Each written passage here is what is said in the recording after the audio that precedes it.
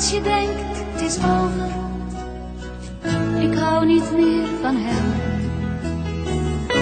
Ik wil het niet geloven, maar ik hoor het aan de stem.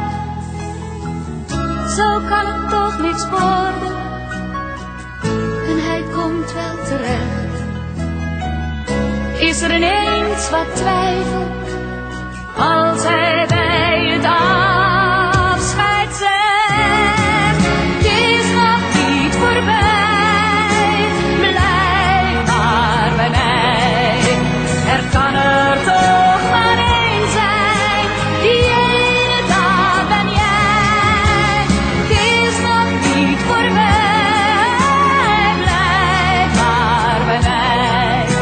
Er kan er toch maar één zijn, die ene, dat ben jij.